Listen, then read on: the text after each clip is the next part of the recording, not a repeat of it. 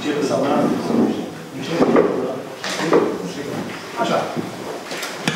Trebuie să pornim și microfoanele. Galina, unde e Galina? Da, ca să fie auzit. Da, mai bine. Bună ziua! Bună ziua tuturor, stimați colegi, stimați invitați, reprezentanții presei.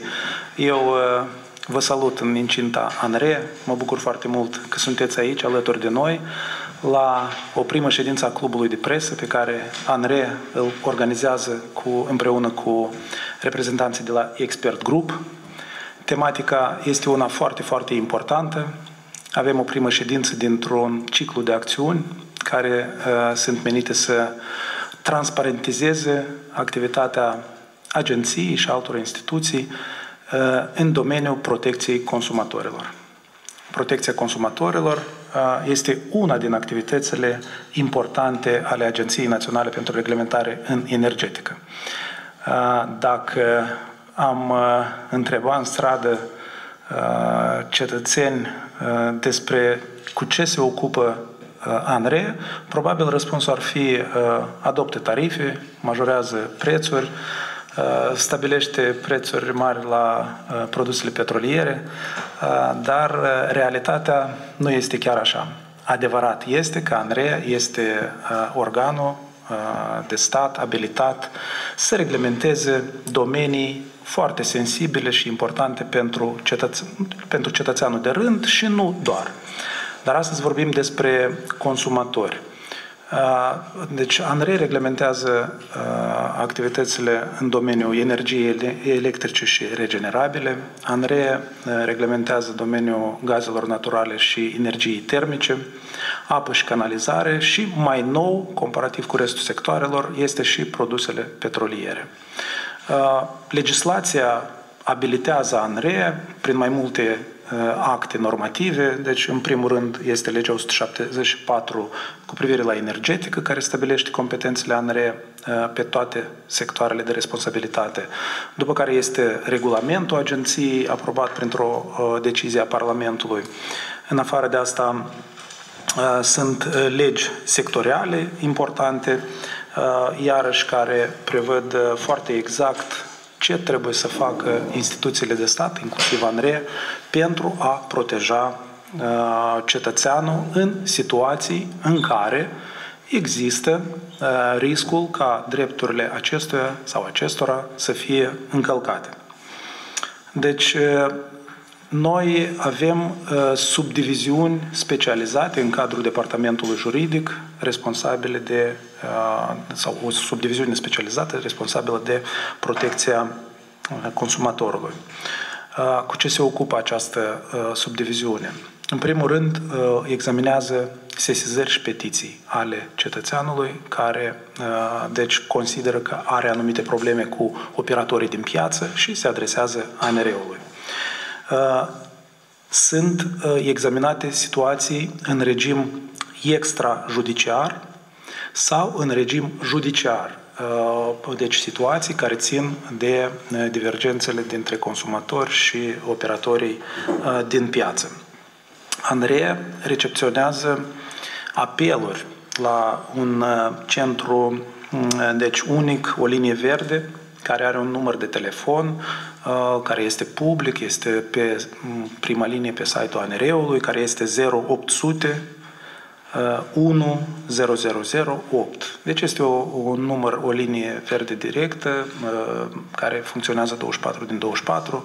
Colegii, pardon, în limita programului, da, dar și colegii preiau toate aceste apeluri pentru a reacționa în orice situație. Când e nevoie de o consultație, când e nevoie de oferirea unei expertize care poate fi oferită la telefon, sau dacă nu, se dau indicații foarte clare ce trebuie să facă cetățeanul într-o situație sau alta. De exemplu, în ultimele 9 luni ale acestui an, adică din ianuarie până în septembrie, doar la această linie verde au fost recepționate peste 1650 de apeluri. Deci e un număr enorm de adresări ale cetățenilor care vin în adresa noastră. un principiu foarte important în activitatea noastră este să păstrăm un echilibru. Pe de o parte avem operatorii cu interesele lor, de a se dezvolta economic, de a-și asigura acoperirea pentru toate activitățile și dezvoltare și investiții. De unde să le acopere? Din tarife și prețuri. Deci, interesul companiilor este ca să aibă o politică a prețurilor confortabilă. Pe de altă parte, noi avem cetățeanul și consumatorii, fie persoane fizice, persoane juridice. Evident că interesul cetățeanului este ca și tarifele, și prețurile, și accesibilitatea serviciilor să fie cât mai aproape de necesitățile personale. Și ANR-ului îi revine un rol de echilibru. Deci noi trebuie să asigurăm și funcționalitatea operatorilor din piață, dar și să avem grijă de consumatori. Un principiu care stă la baza activității ANR și pe care noi îl menționăm de fiecare dată este eficiență maximă la prețuri minime. Este un principiu care este adresat operatorilor, deci ei trebuie să asigure o activitate în care cheltuielile să fie minime, eficiența să fie maximă, astfel ca cetățeanul să beneficieze de servicii calitative, neîntrerupte și la prețuri argumentate și din punct de vedere tehnic și din punct de vedere financiar.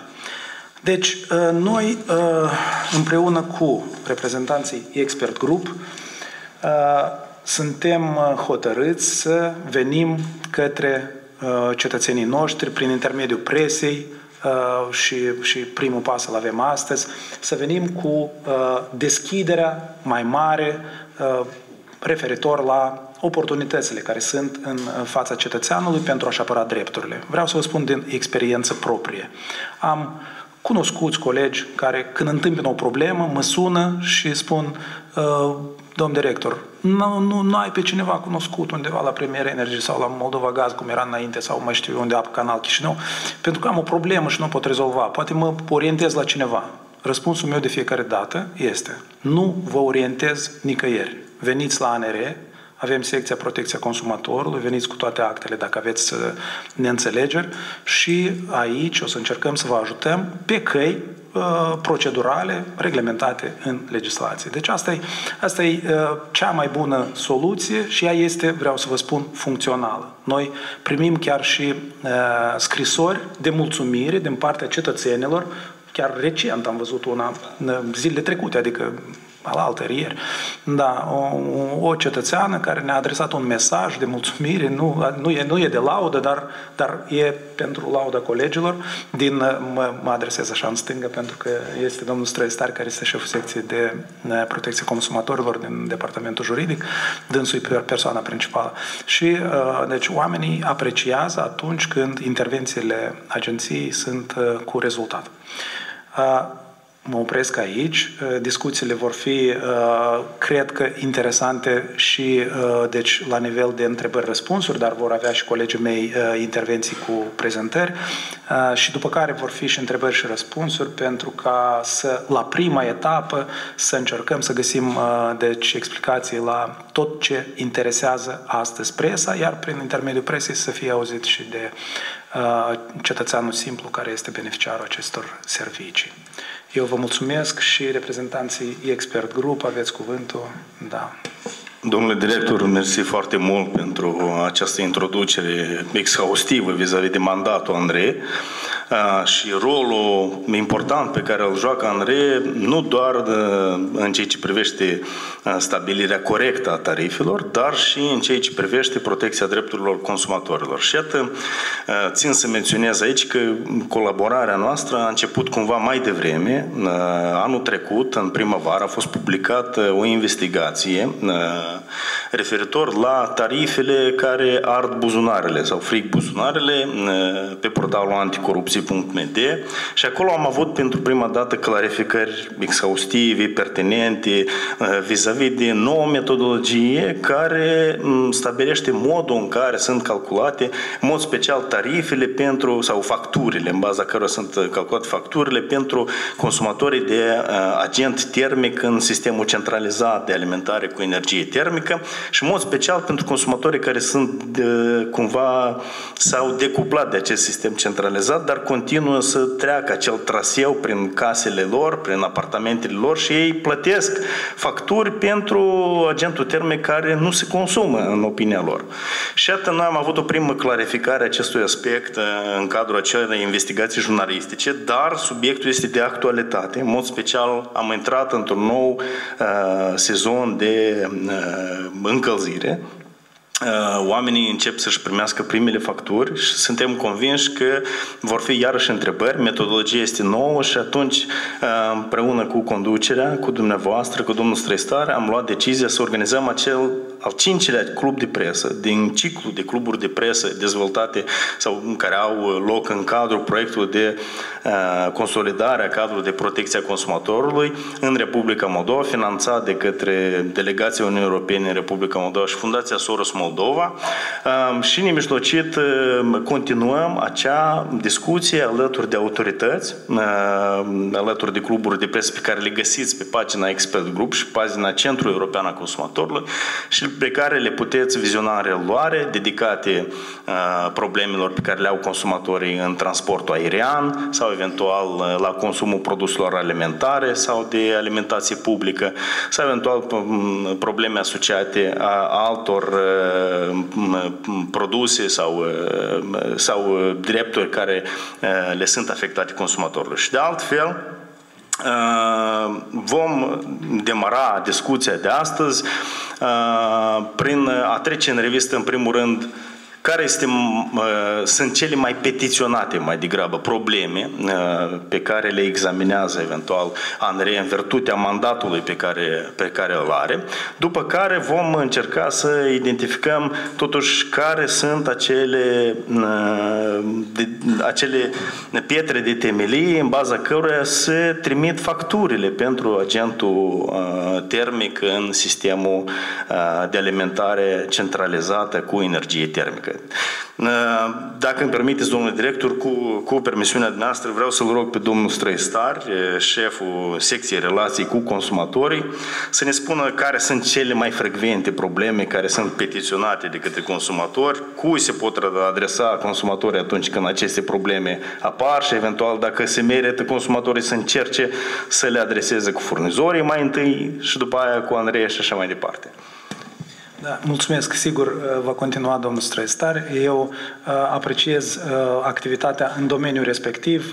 Vă urez succes. Va trebui să plec la o altă întâlnire, dar colegii mei din stânga și din dreapta sunt la dispoziția dumneavoastră pentru toate întrebările pe care o să le aveți. Mulțumesc.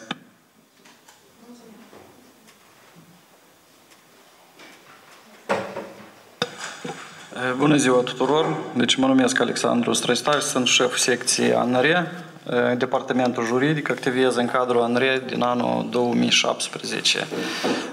Sunt responsabil, așa cum am spus, și antevorbitorii mei, deci pe partea de examinare a reclamațiilor consumatorilor, deci și nu numai, deci sunt antrenat în toate activitățile care sunt desfășurate de către ANRE, deci pe partea protecției consumatorului, ceea ce implică nu doar examinarea petițiilor, dar și, după cum cunoașteți, agenția fiind un organ de reglementare, deci adoptă un șir de acte normative, deci regulamente, în conformitate cu legile sectoriale, deci care vizează la modul direct consumatorii. Deci aceste, conform procedurilor interne, deci toate aceste acte normative sunt consultate pe intern, deci inclusiv și de către Departamentul Juridic, secția relații consumatori, astfel încât să putem din start, deci crea acele condiții juridice pentru consumatori și respectiv a ajusta în caz că dacă vedem că ceva nu funcționează corect, deci pe parcurs să mai corectăm sau să mai completăm. Ce aș vrea să menționez eu, pe lângă ceea ce s-a menționat, domnul director, deci a făcut o prezentare foarte exhaustivă, cum am spus, deci activitatea agenției deci nu se reduce doar la tarife. Deși tarifele sunt foarte importante, deci prin niște tarife corecte deja se asigură o foarte mare protecție a consumatorului, pentru că consumatorul plătește un preț corect și nu un preț exagerat, care deci chiar dacă și în minus, oricum o să aibă consecințe în viitor, pentru că nu poate, cum este în proverbul acela, deci cașcavalul gratuit este numai în capcană.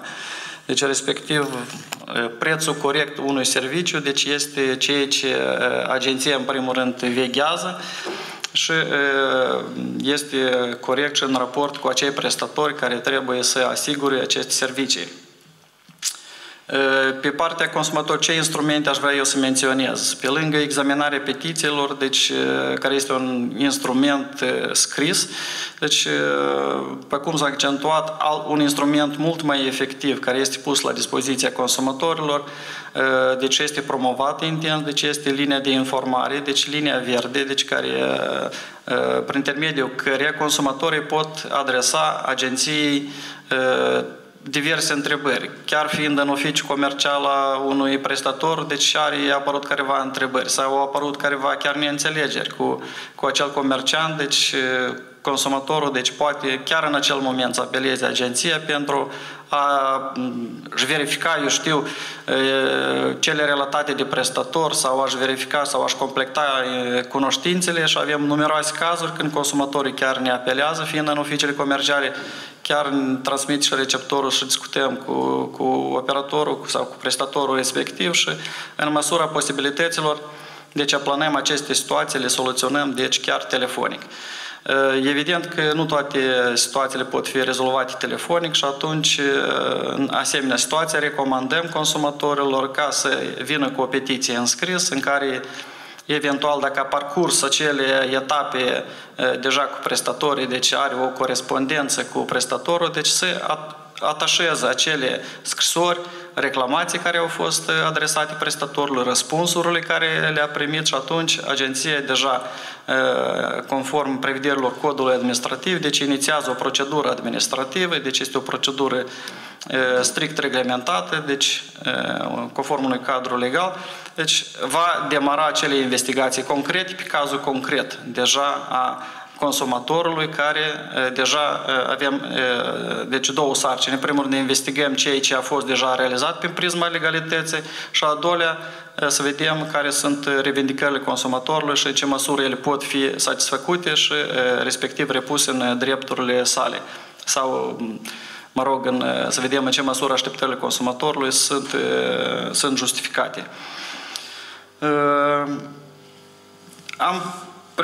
Am pregătit, de fapt, și am transmis și domnului Rapcea niște date statistice, deci pot să le vociferez, deci pe parcursul deci, a ultimelor 4 ani, deci numărul petițiilor, în principiu, plus minus, deci este la o limită, deci sub 1000. Deci dacă în anul 21 erau 600 și ceva de petiții, deci au scăzut un pic, în 23 deci s-au majorat, pe anul precedent au fost în jur de 800. În același timp, pe această perioadă s-a majorat constant sau se menține majorat constant numărul de apeluri la linia verde. Deci acest fapt, pe de o parte, ne bucură, dat fiind faptul că în acest mod, deci noi considerăm sau vedem că consumatorii, deci în mod operativ, deci se pot informa, deci pot evita unele situații litigioase atunci când, fiind informați, deci pot altfel interacționa cu prestatorul de servicii. De aceea, deci noi, agenția, deci promovăm deci, pe toate mijloacele, deci telefonul, linia de informare, suplimentar începând cu acest an, deci este în paralel cu linia de informare, mai este, a fost spunem așa, prin aportul tuturor autorităților cu funcție de protecție a consumatorului, sub egida și expert grup și Inspectoratului de Stat pentru supravegherea pieței și protecția consumatorului. Deci a fost lansat deci, acel call centru unic de apel pentru consumatori, la care deci, suntem conectați și noi, Agenția Națională pentru Reglementare Energetică. Deci este un apel, un număr unic pentru toate autoritățile, deci la care consumatorul apelând la acel număr, deci va putea fi redirecționat în mod automat către agenții dacă deci, problema ține de competența agenției. Deci el apelează la acest număr 51 51 51, care este în gestiunea inspectoratului și acolo, deci, conform comenzilor preprogramate a robotului, deci el este ghidat în funcție de problematică să acceseze deci tasta corespunzătoare. Deci dacă este problema ține de domeniul energie electrică, gaze naturale, apă și canalizare, deci el este ghidat să tasteze butonul 3 care este programat, deci numărul agenției, deci acel apel va fi redirecționat și preluat de către agenție. Și deci vreau să menționez că și la acest număr, deci prin intermediul Centrului Unic de Apel pentru Consumatori, deci doar pe parcursul acestor 10 luni avem tot peste 700 de apeluri. Deci 1000 și ceva de apeluri avem la linia noastră de informare și în jur de 700 de apeluri avem prin intermediul acestui Centru Unic de Apel.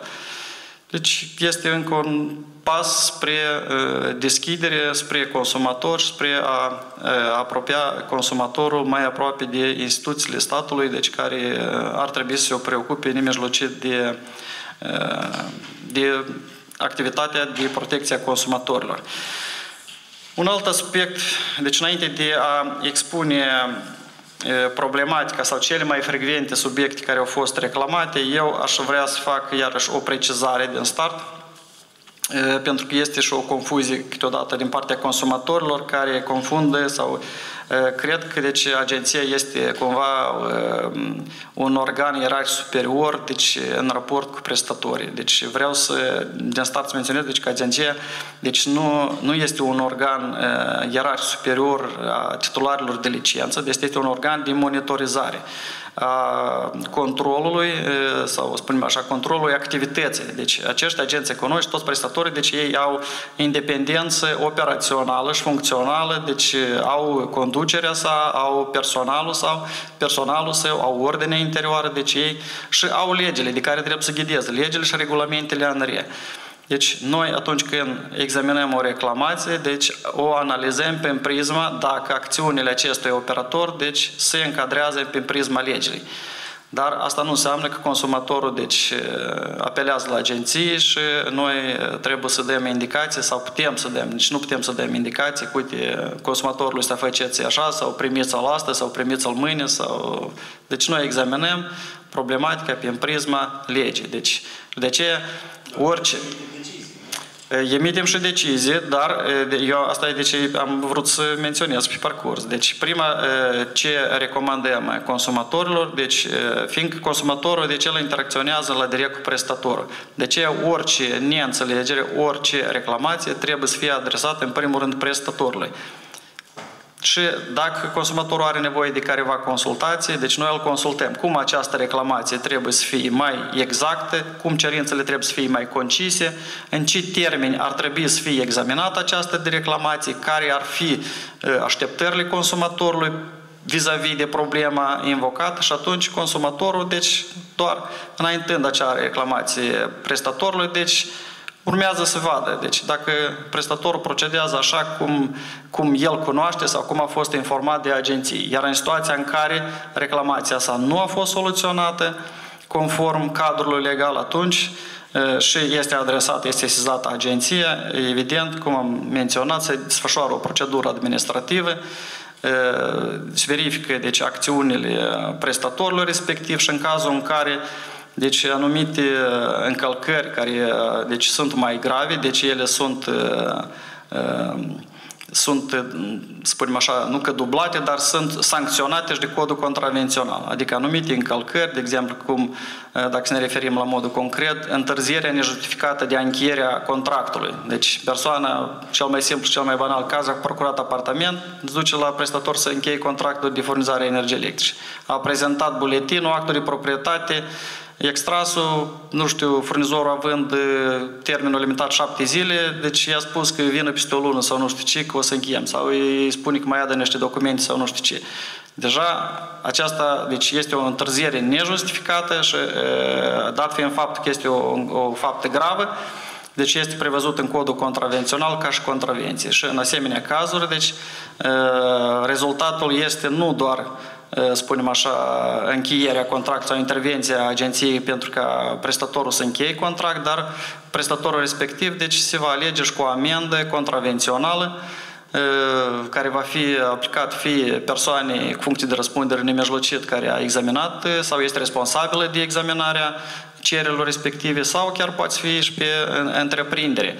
Sau dacă aceste încălcări, vedem, se repetă sau un caracter de sistem, deci legile sectoriale permit agenții ca să vină și cu alte sancțiuni mai grave, deci sunt așa numitele sancțiuni financiare care deci deja au un alt cuantum, deci se aplică deci în proporție procentuală din cifra de afaceri și respectiv deja este cu impact mai mare pentru acel prestator de servicii.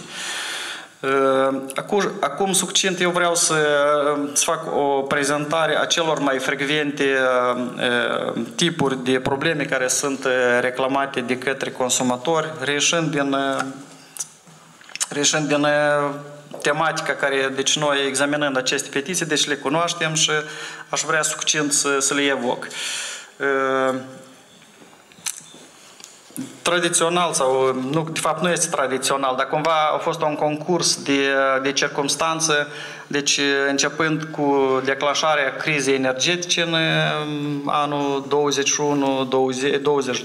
21-22, deci când s-au majorat semnificativ resursele energetice, deci au fost, începând cu anul 22, deci avem și o metodologie nouă ce ține de facturarea energiei termice, inclusiv pentru apartamentele debranșate. Deci dacă înainte apartamentele acestea debranșate era, deci conform vechiului regulament, era deci ele se facturau cu o cotă fixă de fie de 5% sau 10% din costul similar a facturii unui apartament conectat la agentul termic.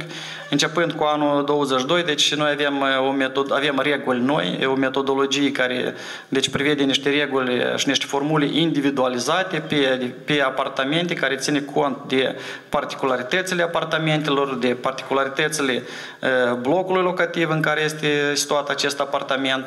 Și cumva aceste noi prevederi, deci pe de o parte nu sunt atât de simple și pe înțelesul consumatorilor, pe de altă parte și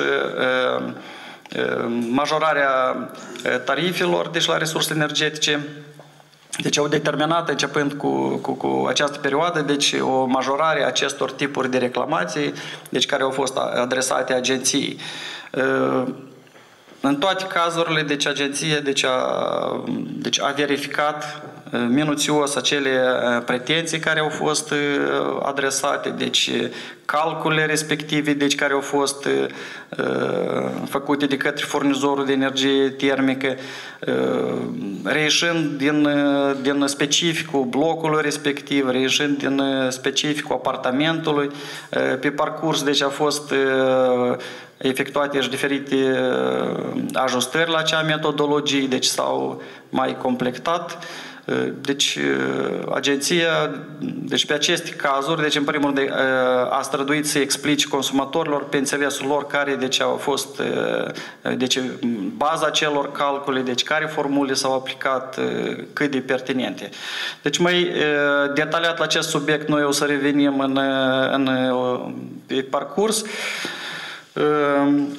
Acum, un aspect important care vreau să-l menționez tot la acest subiect, deci este că spunem așa, la facturarea acestor apartamente, deci sunt mai mulți factori. Unul dintre care este informația primară care este prezentată de către gestionarul fondului locativ, adică administratorul blocului. Deci la începutul sezonului, în fiecare sezon, trebuie să prezinte furnizorului niște date concrete despre caracteristicile blocului, suprafața blocurilor, pentru că aceste date deci, sunt ca bază în formulele care se aplică ulterior în calcul la repartizarea energiei termice. Și de multe ori avem situații în când aceste date sunt prezentate eronat sau avem situații când gestionarul nu își îndeplinește atribuțiile ca să actualizeze informațiile în privința la unele apartamente. De exemplu, sunt apartamente care și-au făcut extinderi neautorizate și suprafața în acte este una, în realitate este alta. Mai mult, sau sunt situații în care deținătorii de apartamente își modifică sistemul interior de încălzire.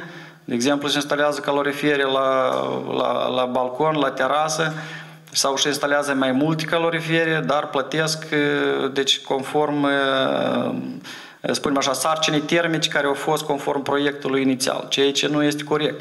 Dar furnizorul nu poate să cunoască și nu are în atribuțiile lui ca să duc să verifice fiecare apartament. Deci aceste chestiuni, deci conform metodologiei, deci sunt în sarcina gestionarului fondului locativ, care în primul rând nu trebuie să permită locatarilor să facă intervenții, iar în situația în care s-au făcut intervenții, deci trebuie să transmită o informație furnizorului, astfel încât acel consumator, acel locatar, deci să primească ulterior o factură corectă, o factură majorată, pentru că în așa mod, deci se micșorează factura la ceilalți locatari care sunt de bună credință și deci respectă legea.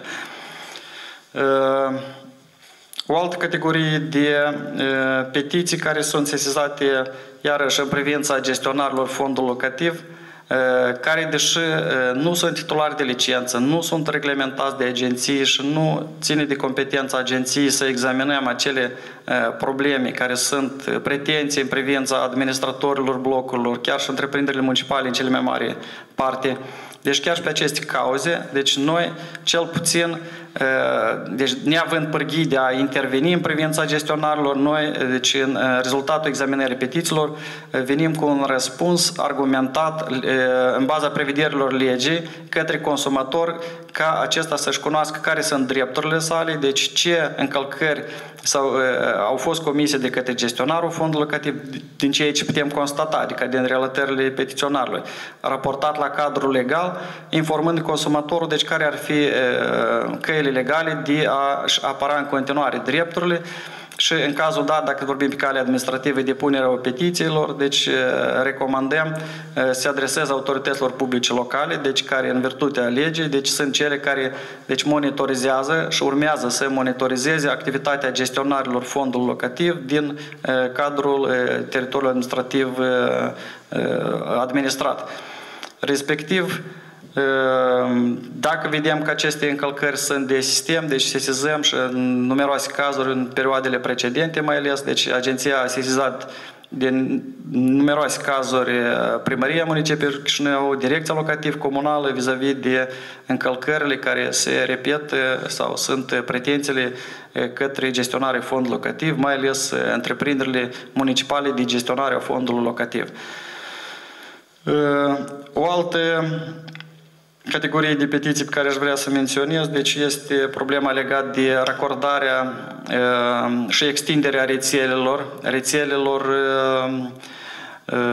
rețelelor de energie electrică, gaze naturale, aia este în principal. Deci o problemă, deci mai ales se referă la cartierele noi sau blocurile noi. Deci este o problemă că, deci conform cadrul legal în vigoare, deci autoritățile locale, deci sunt cele care, deci în cazul, deci nu doar că eliberează autorizații de construcții pe terenuri noi, dar trebuie să proiecteze din start pentru zona respectivă care o să fie rețelele. Deci din start, atunci când se eliberează mai multe autorizații, deci trebuie să proiecteze drumurile, rețelele edilitare și ulterior aceste proiecte să le înainteze operatorilor respectivi, care, deci, în baza acestor proiecte își vor actualiza planurile lor de dezvoltare și în baza acestor planuri de dezvoltare, deci vor veni cu propuneri de investiții către agenții, ca agenția ulterior deci să aprobe investițiile, ca în sectoarele acestea să fie deci construite rețele de extindere și așa mai departe. Deci, după cum menționat, deci, în foarte multe cazuri am constatat că deci, autoritățile locale nu au venit, nu au făcut deci, acele proiecte, respectiv operatorii în lipsa proiectelor, deci nu pot să își planifice în sectoarele respective în careva investiții. Deci, iarăși, în asemenea, da, deci nu numai planurile de amenajare, dar și deja detaliat rețelele. Deci după ce chiar să luăm orice sector nou de extindere, deci trebuie să fie construite ulterior și rețele.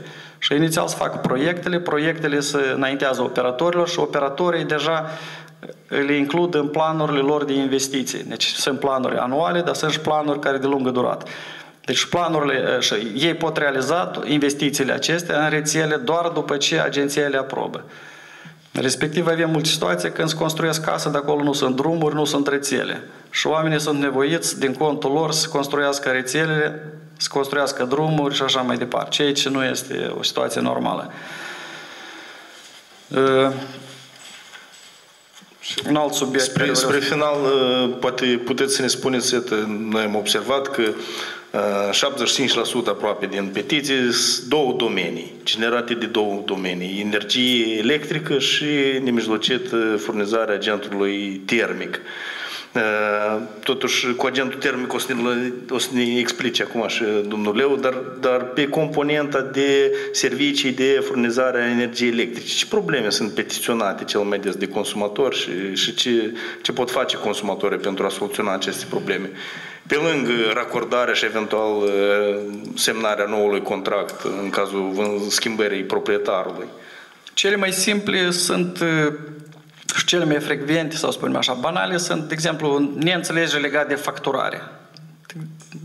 Din diferite motive. De exemplu, consumatorul a primit o factură pentru energie electrică, deci îi se pare că consumul, deci, sau plata din factură nu reflectă consumul. Și atunci, deci primul pas care deci, e indicat și e evident și e logic, deci este de a contrapune datele din factură cu datele de pe contor și a vedea dacă coincide acele date care sunt facturate. Evident că în multe cazuri ar putea să nu coincide pentru că deci, factura a fost scrisă deci, cu ceva timp în urmă, deci consumatorul o primește peste câteva zile, când nu citește, deci acolo datele nu coincid. Evident că dacă această discrepanță este una majoră, deci disproporționată, atunci evident că deci recomandăm consumatorului de a se adresa către furnizorul respectiv cu solicitarea de refacturare. Deci actele de reglementare a agenției stabilesc foarte clar în asemenea situație că dacă s-a primit o factură eronată, deci consumatorul deci, se adresează către furnizor și furnizorul e obligat să corecteze factura cea eronată. Iar dacă furnizorul nu corectează sau invocă careva motive, atunci evident că recomandăm consumatorului să se adreseze cu o petiție. Dar din practica care o avem, 99% deci se soluționează pentru că dacă e o problemă că nu s-a citit sau s-a citit la perioade sau, mă rog, câteodată, deci furnizorul invocă motive că nu a avut acces la momentul când s-a deplasat cititorul și respectiv a pus niște date estimative în factura respectivă. Dar dacă factura se corectează, consumatorul nu e obligat să achite acea factură, deci el primește o factură corectată și achită consumul exact care este.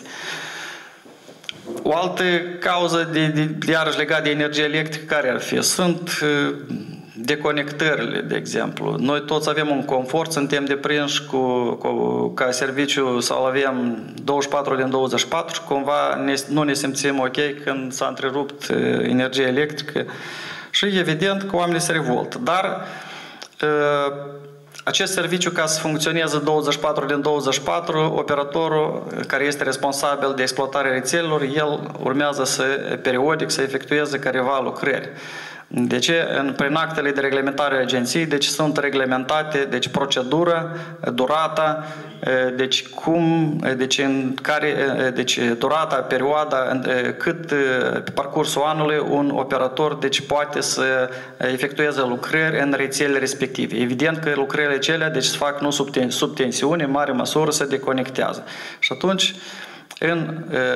la aceste apeluri chiar telefonice explicăm consumatorilor, deci în primul rând care sunt procedurile legale, care sunt termenele, care ar putea să fie durata deconectărilor și că operatorul evident deci are nu numai dreptul, dar și obligația de a întreține aceste rețele și de a efectua lucrările. Dar dacă consumatorul ne relatează că se depășește durata care e conform regulamentului sau nu se efectuează lucrări, atunci evident că recomandăm să se depună o petiție și atunci pe adresa concretă, deci solicite informații de la operatorul respectiv care e obligat în virtutea iarăși actelor noastre de reglementare, regulamentului de calitate respectiv, că dacă vorbim de energie electrică, care duce o evidență pe fiecare loc de consum, cât, deci parcursul anului a fost acolo întreruperi, câte ore și așa mai departe. Și atunci noi verificăm prin prisma regulamentului, pentru că regulamentul prevede, tot regulamentul ANRE, în cazurile acestea de depășire a duratei sau a numărului de deconectări, deja prevede și plata de compensații. Și respectiv consumatorul are dreptul la compensații care deci se calculează iarăși după niște formule în funcție de consum, de durată, deci furnizorul îi achită compensații care deci se reflectă în factură prin micșorarea acestei facturi pentru energie electrică, bună oară. Deci tot sunt o categorie de reclamații care în virtutea la cei cu oamenii nu cunosc, câteodată poate că și e bine că îi se sesizează, noi iarăși mai verificăm, pentru că în multe cazuri deci se confirmă că au fost depășite perioada și atunci evident că se achită compensațiile respective consumatorilor. Mulțumim frumos. Sunt convins că o să fie întrebări și spre final, mai multe. Și tot o altă categorie legată de energie electrică, dacă se finalizez, sunt tot legat de calitate, sunt problema legată de repararea prejudiciului atunci când se întâmplă diferite incidente în rețea. Deci este iarăși reglementată procedura prin regulamentele ANRE. Deci operatorul, cum am menționat, el trebuie să asigure calitatea. Calitatea, asta înseamnă în primul rând parametri de tensiune și continuitatea. Iar atunci când se întâmplă niște incidente, de exemplu, a fost o deviere de tensiune, un șoc de tensiune, evident că unele receptoare ar putea să iasă din funcțiune și atunci operatorul are obligația, chiar și pe prisma legislației civile, deci răspunderea intelectuală, este obligat să repare prejudiciul persoanelor afectate, adică consumatorilor. Regulamentele ANRE, deci suplimentar la legislația civilă, detaliază aspectele de procedură, adică dacă s-a întâmplat un asemenea incident, deci consumatorul sesizează furnizorul sau operatorul, toate cu operatorul responsabil, dar dacă sesizează și furnizorul, cere ce se transmite de către furnizor în termen de o zi operatorului. Deci, operatorul fiind sesizat, deci în decurs de 5 zile, deci trebuie să iasă la fața locului și să investigheze cauzele primare reieșind în situația reală ca să investigheze, adică să facă niște investigații, să vadă care ar fi cauzele, dacă într-adevăr s-a produs un incident sau dacă are careva mijloace inteligente de monitorizare a calității și deci care într-adevăr îi confirmă că acolo s-a întâmplat un incident, deci el poate să nu iasă, el poate din start să recunoască, da, într-adevăr, uite, aparatele care le-am acolo instalate îmi confirmă că s-a produs un incident.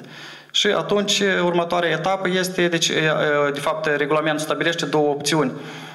care sunt la altitudinea consumatorului, fie de a repara pe cont propriu aceste receptoare și a înainta contul către furnizor sau a preda aceste receptoare deci operatorului pentru a fi reparate și returnate deci în stare funcțională înapoi consumatorului. Deci aceste opțiuni sunt la altitudinea consumatorului, după cum am spus, și consumatorul decide din start. Dacă decide să le repare, deci exigențele regulamentului doar stabilesc că atunci când se adresează pentru reparație trebuie să adreseze în niște centre de service autorizate care nu doar vor repara aceste receptoare și vor elibera factura, dar urmează printre actele eliberate să indice și o concluziile care au fost deficiențele, care au fost cauza deficiențelor. Adică dacă ei se confirmă prin acele acte de reparație, pentru că făcând reparație, în principiu acel meșter deci trebuie să vadă că defecțiunea s-a produs datorită șocului de tensiune. Deci este necesar ca în actele care le eliberează serviciul autorizat să fie indicat și acest aspect că deci, defecțiunea sau ieșirea din funcțiunea receptoarelor s-a datorat șocului de tensiune. Și dacă toate aceste documente consumatorul deci, le prezintă furnizorului sau operatorului, nu contează. Deci el este obligat să-i despăgubească, deci paguba care a fost suportată. Iar în situația în care, deci nu conform cecurilor, bonurilor de plată care se prezintă.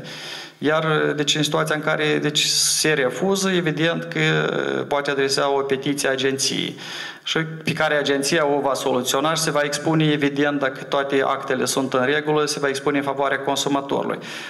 Un aspect care aș putea doar aici suplimentar să-l menționez, că agenția nu va putea să se expună, de exemplu, dacă părțile au eventual careva pretenții, de exemplu, repararea prejudiciului moral sau alte pretenții în afară de sumele respective. Deci, aceste chestiuni sunt de natură de ordine civilă și deci părțile urmează a le soluționa pe calea negocierilor. Se convină deci care este cuantumul prejudiciului, dacă sunt și alte pretenții și deci se încheie un acord amiabil în ordine civilă. Iar în situația în care nu ajung la un numitor, de exemplu, consumatorul dorește să fie reparat prejudiciu sau venitul rotat sau alte chestiuni, deci acestea nu zic că nu are dreptul și poate să înainteze asemenea pretenții, doar că dacă nu se ajunge la un numitor comun, atunci se vor soluționa în instanța de judecată. Eu am o întrebare de bază de bază. Da. Așa o situație, înainte de revizuirea tarifelor, de definire gazului. Dacă se putea la microfon, sau toată lumea, în transmisurile la... Natalia Chicu, jurnalistă de Moldova, se aude? Am avut așa o situație în cazul gazelor naturale. Înainte de revizuirea tarifelor, de ieftinirea tarifului la gaz, am primit factura plus 150 de metri cubi mai mult. Inițial am crezut că e o greșeală, după care am observat că la mai mulți consumatori a venit o astfel de factură în care s-au indicat mai mulți. Noi locuim în suburbie, contorul la gaz este la poartă, da? Vine persoana și ia datele, adică nu le transmitem noi în factură sau online, cum se procedează, de exemplu, în Chișinău și duc contul metrilor cub pe care îi dau furnizorului. În această situație, ce trebuie să întreprindem și dacă ați avut astfel de petiții?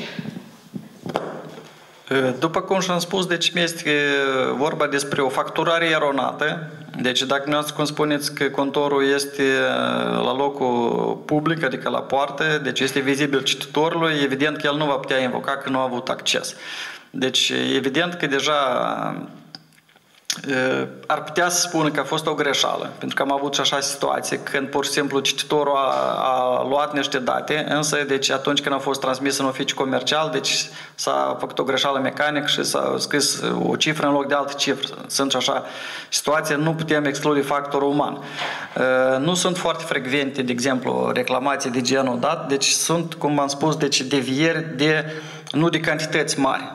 Și atunci, adică una din cauze ar putea că, deci, citirea la o dată, vizualizarea facturii la altă dată. Însă, în situația, indiferent de situație, deci, atunci când se recepționează o factură, și care nu corespunde consumului, deci recomandăm consumatorului deci să adreseze prestatorului, adică furnizorului, cu o cerere de refacturare. Deci foarte simplu, poate să facă o poză în momentul când a recepționat această factură, a pozelor de pe contor, deci și atașează la cerere de refacturare. Și furnizorul este obligat să refactureze, deci să corecteze factura emisă, deci inclusiv cu aplicarea tarifului care a fost în momentul, pentru că regulamentele ANRE stabilesc foarte clar că se aplică consumului tariful care a fost în perioada consumului. Și atunci când se modifică tariful, deci prețul la gaze, prețul reglementat,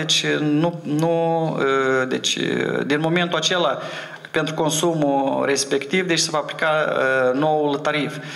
Și iarăși în regulament este, pentru că avem și multe întrebări, dar cum se calculează, că s-a schimbat tariful parcursul lunii, dar cititorul ne-a venit peste câteva zile sau evident și îmi pune tot consumul. Și atunci le explicăm că în principiu, deci în regulament este, și aici este soluție, este când schimbă tariful, nu e obligat și nu poate în principiu operatorul să ducă la toți consumatorii, care sute de mii de consumatori, să fixeze în momentul acela care este tariful, anume în ziua asta, indicațiile contorului.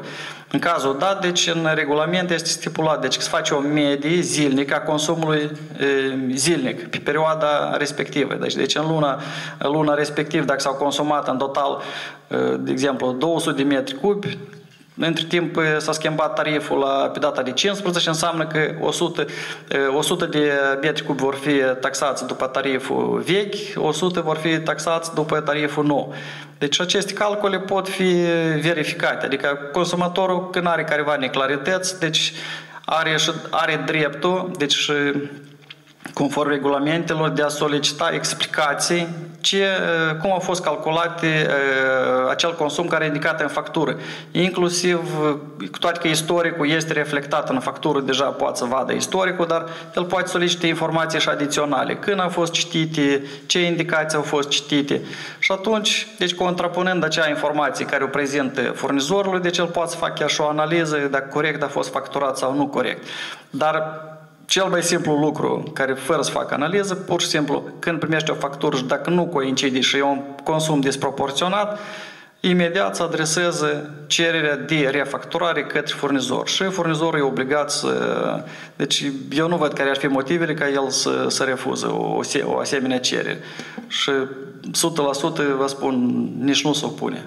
Domnul Strestar, dar se poate acum, iată, la această speță, dacă, spre exemplu, doamna invocă că ar fi mai mulți consumatori care ar fi pătimit, în acest caz, care ar fi termenul în care acești consumatori pot depune eventual o petiție către ANRE, dacă se atestă faptul că totuși nu este o greșeală izolată în privința unui singur consumator, dar este o practică care a fost admisă în privința mai multor consumatori. Ce poate face în acest caz ANRE și dacă au existat situații în care ANRE a aplicat astfel de instrumente? O factură eronată, în principiu, deci poate fi corectată pe parcursul termenului de prescripție. Adică pe parcursul a 3 ani de zile, deci consumatorul poate să-și corecteze o factură eronată. Doar că problema apare în probațiune. Adică, noastră, când priviți o factură eronată, trebuie să reacționați imediat. Nu peste un an, nu peste 2, pentru că altfel, noastră, nu o să puteți conserva situația. Adică, doar dacă sunteți super instruit sau intuitiv cunoașteți și vă asigurați și faceți niște poze, de exemplu, cumva, care poate să asigure veridicitatea cu consumul în momentul respectiv a fost acesta.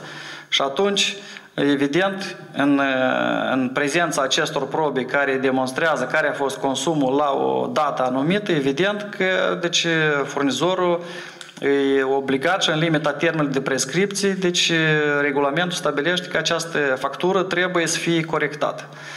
Adică cel mai simplu caz poate fi, de exemplu, dacă să luăm așa un caz foarte, foarte simplu, dar care chiar poate fi real pentru realitățile din Republica Moldova. Știm cu toții că avem persoane plecate peste hotare și au venit în vacanță, tot anul nu au fost, i s-au pus consum estimativ, sau au venit în genere peste 2 ani și când au primit în poștă o factură acolo care e cu 10.000 de lei. Nu trebuie să sperie, deci situația asta poate fi corectată, deci aceste facturi frumos le strânge toate facturile, făcut o poză de pe contor sau o sunat la operator și l-a invitat să vadă, să vizualizeze care sunt datele de pe contor și respectiv să înainteze cererea pentru corectarea facturii și nu are niciun temei furnizorul ca să refuze în satisfacerea acestei cereri.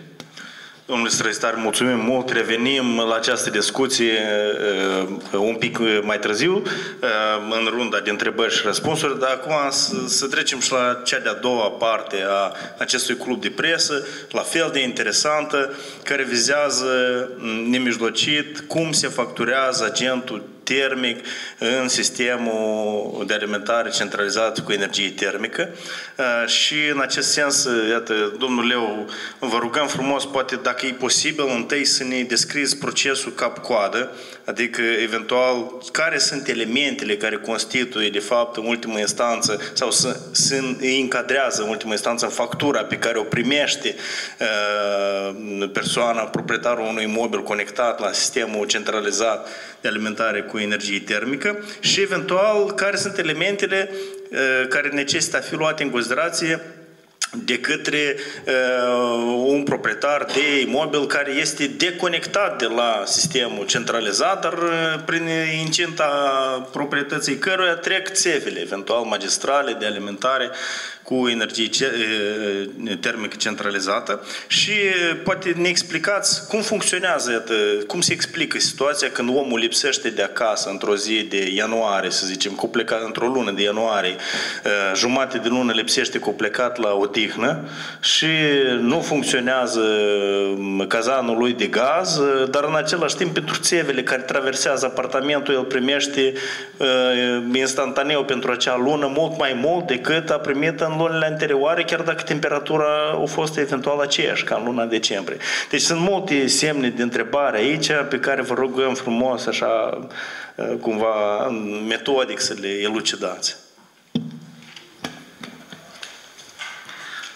Bună ziua tuturor! Haideți să le luăm pe rând. În primul rând vreau să spun că ce ține de furnizarea energiei termice, toate blocurile locative, toți consumatorii la nivel de branșament sunt contorizați. Iar cei ce a întrebat doamna respectivă, deci vreau să vă spun că echipamentele date de măsurare au și memorie. Deci noi putem să ridicăm arhiva și să vedem care a fost consumul cu siguranță zilnic pentru ultimele 90 de zile și lunar pe câțiva ani. Deci aici lucrurile sunt mult mai clare, fiindcă toate echipamentele de verificare metrologică, da, corespund normelor și sunt verificate în timp. Deci, pentru gaze naturale, da? Noi am vorbit de sectorul energiei termice. Acum vorbim de energie termică. Ce ar însemna aceasta? Aceasta înseamnă că fiecare cantitate de energie termică pentru blocul individual este înregistrată strict cât a fost consumat. Dar cu o singură remarcă, la nivel de branșament sau câteva branșamente. Fiindcă dumneavoastră cunoașteți, sunt blocuri locative relativ mici, câteva zeci, chiar și mai puține apartamente și avem blocuri locative de circa 400 de apartamente. Aceasta ca să fie clar că în punctele de delimitare există acel cântar care măsoară acea cantitate de energie termică utilizată. Dacă să facem o paralelă ce ține de apa caldă menageră, de asemenea avem echipamente de măsurare, doar că acolo sunt volumetrice. Dar sumez, toți consumatorii, la nivel de branșament și în punctul de delimitare, există aceste echipamente. Ce s-a întâmplat în 2025 sau între timp? Vreau să vă spun că guvernul a făcut modificări, propuneri de modificare la legea 92 din 2014, care reglementează sistemele de alimentare centralizată cu energie termică, care cad sub incidență inclusiv operatorii de municipiul Chișinău, Bălți, Ungheni și alții care sunt titulari de licență și activează în sectorul dat al sistemelor centralizate. 2. Între timp, din momentul când colegul a spus că a intrat în vigoare nouă metodologie de repartizare, desigur că au fost anumite ajustări care să vină într-o repartizare cât mai corectă în interiorul blocului locativ. Vreau să vă spun că în Republica Moldova sunt peste 400 de blocuri locative multietajate conectate la sistemele centralizate de alimentare cu energie termică. Și spre deosebire de situația când avem furnizarea de gaze naturale unui singur bloc unifamilial, aici avem de-a face cu sisteme comunale. Vrem, nu vrem, dar este un serviciu de interes național, 1, serviciu public, și 2, este comunal. Ce înseamnă comunal? Deci, spre fericirea noastră, cred că avem vecini. Cum se repartizează? Și aici am să încerc prima să vedem ce își ține de partea constructivă, da? A imobilului. Orice clădire are o anumită suprafață, un anumit volum, un anumit nivel de înălțime, cu sau fără subsol, încălzit, neîncălzit, da? Cu etaj tehnic sau fără etaj tehnic, de asemenea încălzit, neîncălzit, cu corpuri de încălzire în casa scării sau neîncălzită casa scării. Deci vedeți câte elemente sunt care trebuie identificate și descrise strict și corect pentru fiecare bloc locativ. Tot aici mai vin și suprafețele deținătorilor de apartament, ale noastre tuturor care locuiesc în blocuri locative conectate la SACER. Și aici, îndeosebi, practica aceasta este des întâlnită pentru blocurile locative cu câteva nivele, la etajul 1-2, de regulă, unele și mai sus, pe vertical, până la 5 nivele, au făcut anexe. Este foarte important ca gestionarul fondului locativ să reflecte această situație cu suprafețele date. Acum, a doilea aspect este ce ține de sistemul interior. Anterior, dumneavoastră cunoașteți când toate apartamentele erau conectate la sistemul de încălzire centralizat, repartizarea era relativ simplă. Cantitatea de energie termică înregistrată la nivel de bloc se repartiza la suma suprafețelor încălzite și, respectiv, obținând un cost specific de 1 metru pătrat, se înmulțea la suprafața respectivă. Dar și cum ați remarcat dumneavoastră, lucrurile nu stau pe loc. O parte din apartamente s-au debranșat și aici vreau să vă spun că în municipiul Chișinău avem circa 26.000 de apartamente, din cele circa 208.000 apartamente conectate la sistemul centralizat de alimentare cu energie termică și al doilea oraș ca mărime, în Bălți, de asemenea, avem deconectări de la sistemul centralizat. Din cele circa 35.000 de apartamente, circa 9.000 sunt total sau parțial debranșate de la sistemul centralizat. Și aici, iarăși, este foarte important cât de corect sunt reflectate datele. Metodologia aprobată prin hotărârea Guvernului 281 din 2024, da? Fiindcă anterior au mai fost prin ordin, metodologii, modificări și așa mai departe, care acum este în vigoare, prevede ca anual să fie efectuată această inventariere. De ce? Pentru a identifica ca situația corespunde celei reale. Desigur că aici sunt mai mulți factori. Unul din factori este accesul în apartamente. Și cum ați menționat dumneavoastră, dacă anumite persoane nu sunt în apartament, poate nici gestionarul nu cunoaște că acolo există coloană, nu există coloană și alte aspecte. De aceea este foarte important să ținem cont de acel aspect comunal, să asigurăm accesul gestionarului fondului locativ pentru ca fișa tehnică să corespundă realității. Mai mult ca atât. Scuzați că mă întrerup aici. Există sancțiuni pentru proprietarii de locuințe care nu permit accesul gestionarului pentru acea inventariere? Există procedura cum trebuie de obținut accesul. Dar desigur că un lucru foarte important, că ușa trebuie să fie deschisă de cineva. Domnul Rapcea, există în codul contravențional și o contravenție specială pentru neoferirea accesului și este de competența autorităților locale ca să facă uz de această contravenție. Deci comisiile administrative din cadrul preturilor. Deci gestionarea fondului locativ trebuie să documenteze și să înainteze sesizările respective. Și sunt și sancțiuni, doar că din informația care o avem, deci nu prea se practică asemenea proceduri. Dar în principiu, deci legea are și pârghii și dacă s-ar aplica, asta tot ar disciplina ca să fie acces, să fie mai puțini fără de legi și așa mai departe.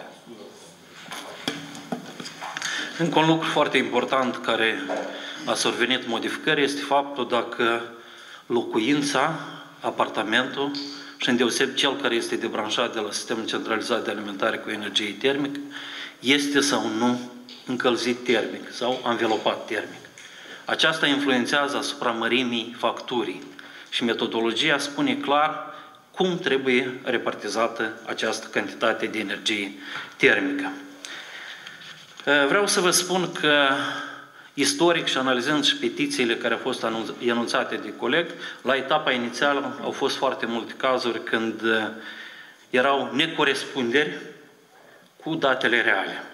Deci, pe parcurs, deja avem și o anumită experiență, totuși cetățenii se sensibilizează, indică mărimea facturilor și vreau să vă spun că primele petiții, marea majoritate, au fost cei care au fost debranșați de la sistemul centralizat, fiindcă mecanismul nou de balanță energetică pentru un apartament, fiindcă dumneavoastră cunoașteți, se în calcul nu numai consumul de gaze naturale, dar și consumul de energie electrică pe fiecare apartament și nu numai pe perioadele acestea, dar se face analiza individuală, inclusiv pentru perioada intersezonieră, pentru a vedea și alte aspecte. Are condiționer sau nu are condiționer și cum influențează aceste consumuri asupra repartizării.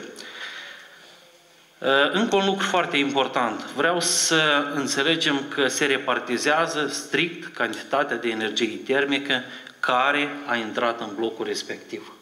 Nu se facturează vreo cantitate suplimentară la ceea ce a fost înregistrat de echipamentul de măsurare. Desigur că cea mai corectă metodă ar fi un audit energetic. Da? Însă pentru aceasta este nevoie inspectarea cap-coadă cu corpurile de încălzire, de văzut sau făcut, sau nu modificări și multe alte lucruri. Tot ce aș vrea să mai spun aici, că în cazul în care consumatorul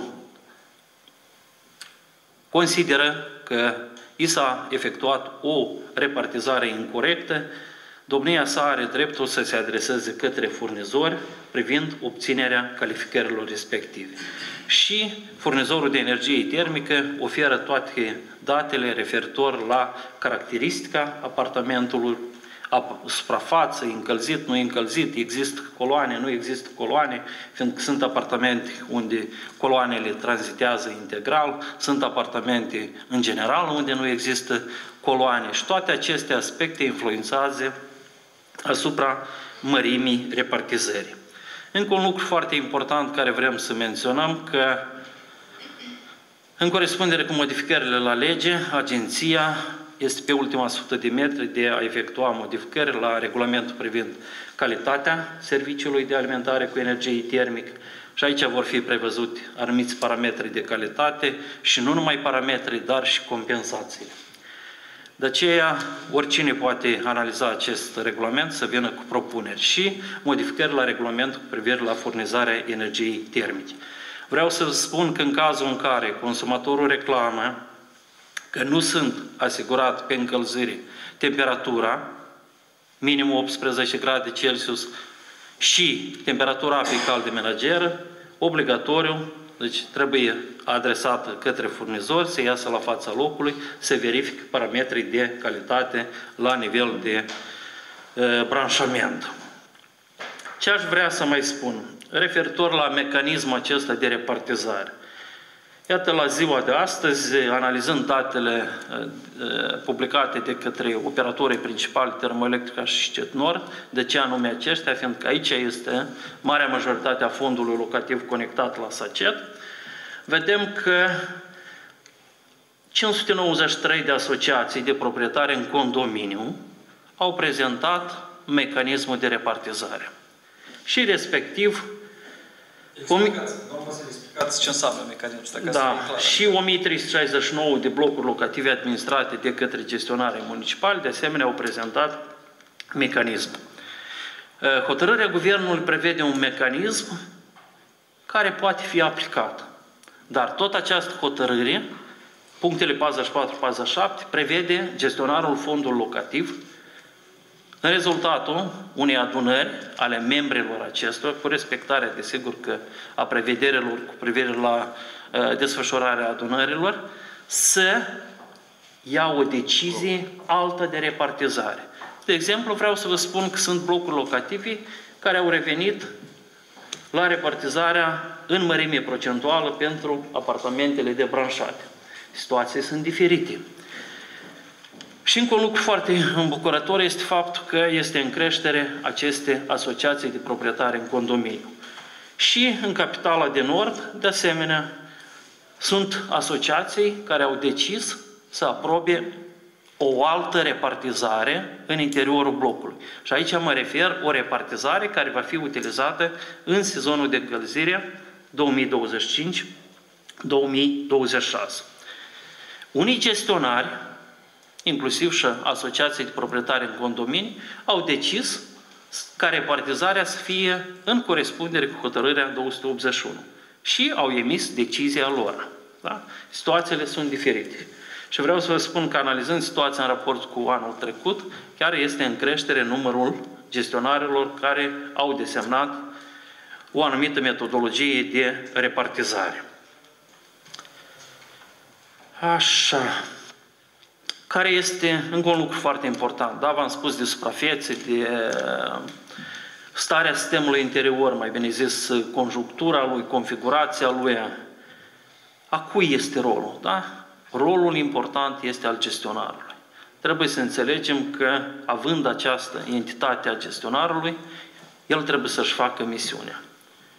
În cazul în care sunt și blocuri locative unde nu există gestionar, atunci vine și furnizorul. De aceea, toate adresările trebuie adresate către gestionarul fondului locativ și furnizorul de energie termică. Eu știu, este necesar poate mai detaliat sau... Domnul Rapce, eu să completez, domnul Vasile probabil a scăpat. Deci, tot legat de gestionar, deci avem și multiple plângeri când deci, consumatorii reclamă că, uite, la mine e prea cald în apartament, stau cu ferestrele deschise și Termoelectrica special îmi livrează mai multă energie termică. Situația nu este chiar așa sau situația este puțin altfel, mai bine zis. Deci, agentul termic, deci temperatura agentului termic care este livrată către deci, blocuri locative, deci este strict reglementată și este monitorizată. Deci este un grafic a temperaturilor pe care centralele termice trebuie să-l respecte. Deci, în funcție de temperatura aerului exterior, deci acest grafic deci, prevede ce temperatură trebuie să aibă agentul termic. Și centralele termice, deci duc evidența, înregistrează aceste date și aceste date se transmit cu periodicitate agenției pentru ca agenția să verifice, să vadă, deci să monitorizeze ca să nu fie devieri. Și după cum a spus colegul, deci în regulamentul de calitate care acum este acum în dezbatere, deci vor fi inclusiv prevăzute și sancțiuni în situația în care deci aceste grafice nu se respectă, deci nu numai în minus atunci când apa, agentul termic este prea rece sau și în plus, pentru că consumatorul nu are nevoie de cantitate excesivă de energie. Însă problema că, deci, mare măsură, și din practica anterioară vă spun, deci, mare măsură aceste grafici se respectă. Pentru că este o monitorizare strictă, deci sunt echipamentele de măsurare, cum a spus colegul, deci ele au o memorie, sunt inteligente, deci toată informația, inclusiv ce temperatură a avut agentul termic, deci aceasta se păstrează în memoria echipamentelor, deci nu pot să manipulez aceste date. Însă problema este alta de ordin tehnic, deci majoritatea blocurilor, deci nu dispun, deci nu dispun de posibilitatea de reglare agentului termic la nivel de branșament. Domnul Vasile, dacă dumneavoastră puteți să interveniți, completați aspectul dat. Vreau să vă spun că aceste grafici sunt aprobate și sunt pe pagina web a agenției, în secțiune pe fiecare titular de licență și în secțiune pe fiecare sursă de generare a energiei termice. Asta referitor la graficele de temperatură. Totodată, cadrul în vigoare permite gestionarul fondului locativ la nivel de branșament de a-și face reglarea cantitativă. Ce înseamnă aceasta? Asta înseamnă că își poate mări sau diminua debitul de agent termic care este admis în clădire și astfel, respectiv, își poate majora sau diminua funcții de dorință, cantitatea de energie termică. Încă un moment. Ceea ce nu se întâmplă. Adică gestionarea nu intervin, deci fiind responsabil de reglarea temperaturii, deci nu intervin. Deci, foarte multe cazuri, deci noi îndemnăm consumatorii ca să adreseze gestionarul președinților ca să regleze. De ceea ce nu se face. Pentru că sunt unele blocuri care sunt dotate cu puncte termice individuale, da, domnul Leu? Deci acolo reglarea se produce cumva în mod automatizat. Însă majoritatea blocurilor care nu dispun de asemenea sisteme, deci puncte termice individuale, deci necesită o reglare manuală. Și mai ales că deci, problema aceasta se mai datorează și intervenții iarăși a locatarilor, care, deci, făcând diferite intervenții, deci au dereglat sistemul. Cineva s-a pus calorifere suplimentare sau cineva reparând coloanele, deci a pus alt diametru și respectiv se încalcă recirculația. Deci asta iarăși influențează cu unele apartamente supraîncălzite, iar alte apartamente deci suferă, nu ajunge agentul termic. Însă și aici, deci, menționăm că rolul, deci vina nu aparține furnizorului, pentru că furnizorul, deci el furnizează la punctul de branșament, deci la intrarea în bloc, agent termic, deci conform normativelor, temperatură, debit, cum e proiectat. Cum se întâmplă practic? De regulă, primul lucru când există o adresare privind lipsa calității, se verifică jos, în punctul de delimitare. În cazul în care parametrii corespund, deci respectiv nu este din vina furnizorului. În cazul în care nu corespund parametrele la nivel de branșament, deci respectiv se face concluzia respectivă. După aceea se inspectează în interior. Și vreau să vă spun că dumneavoastră cunoașteți, fiindcă probabil și unii locuiți în blocuri locative cu sisteme centralizate, cam sistemele noastre interioare de încălzire au câțiva zeci de ani. De aceea și aici este necesar ca ele să fie întreținute, este necesar să fie cele lucrări de mentenanță, de spălare, încercare înainte de sezon. Și vreau să vă aduc la cunoștință că mai nou, deja de câțiva, primul bloc locativ din 2010, sunt și blocuri locative conectate la sistemul centralizat, care nu au sistem vertical și au sistem orizontal. Deci, sumar, sunt peste 5.000 de apartamente care au asemenea sistem. Cred că urmăriți presa și așa mai departe, se preconizează într-un anumit interval de timp ca circa 2500 de blocuri locative în municipiul Chișinău să treacă de la sistem vertical la sistem orizontal, iar în municipiul Bălți circa 300 de blocuri de la sistem vertical la cel orizontal. Care este cel mai mare avantaj? Cel mai mare avantaj că apare încă un echipament de măsurare la nivel de apartament. Da? Și încă un lucru care adeseori, cel mai des, sistemele verticale nu permit consumatorului de a-și regla la nivel de apartament.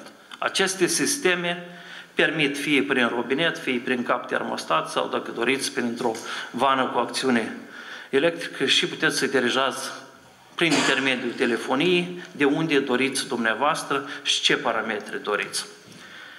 Ceea ce a spus colegul, puncte termice individuale, pe lângă faptul că are loc reglarea calitativă la nivel de sursă, da, acolo unde este produsă energie termică, aceste instalații mai permit ajustarea funcției de temperatură aerului exterior, nemijlocit pentru branșamentul dat. La moment, sunt peste 1200 de asemenea puncte termice individuale, urmează încă a fi instalate și, desigur, că încă este foarte mult. Și, dumneavoastră, cred că cunoașteți, mai sunt lansate un șir de proiecte ce țin de Centrul Național pentru Energie Durabilă pentru reconstrucția, modernizarea sistemelor interioare intrabloc cu un anumit suport din partea statului. Iată, acestea, desigur că vor duce la faptul că nu va fi acea supraîncălzire, că consumatorul este în partea de jos, în partea de sud, este de la soare, la vest, est și așa mai departe. Iată, acestea sunt aspecte principale și încă un lucru vreau să spun, că analiza și petițiile care vin îndeoseb pe cei ține deja de apă caldă menageră cu repartizarea, se constată două fenomene. 1. Neprezentarea datelor de către un anumit număr de apartamente și 2.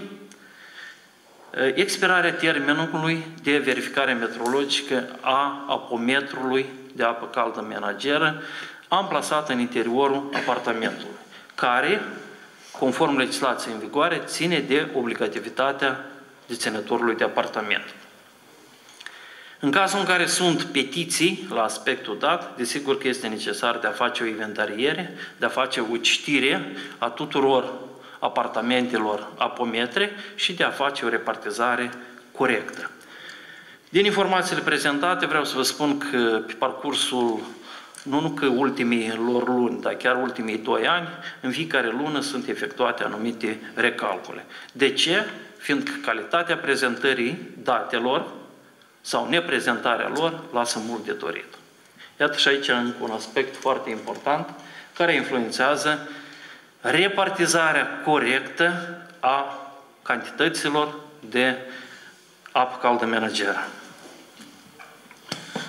Domnule Leu, mulțumim mult. Înainte să trecem la întrebări și răspunsuri, Mihaela, Centrul European al Consumatorului mâine împlinește 1 an de la lansarea oficială.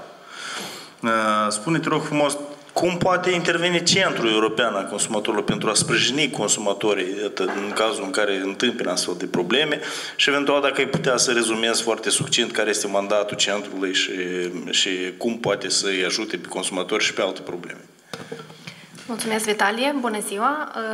Mă numesc Mihaela Pascal, reprezint Centrul European al Consumatorului, o asociație non-guvernamentală fondată în anul 2024, în cadrul proiectului Consolidarea cadrului de protecție a consumatorului, finanțat de către Uniunea Europeană și Fundația Soros Moldova, cu scopul de a sprijini în vederea soluționării pe calea amiabilă a litigiilor riscate între cetățenii Republicii Moldova atunci când achiziționează bunuri și servicii din Uniunea Europeană și viceversa între cetățenii din Uniunea Europeană care achiziționează bunuri și servicii din Republica Moldova.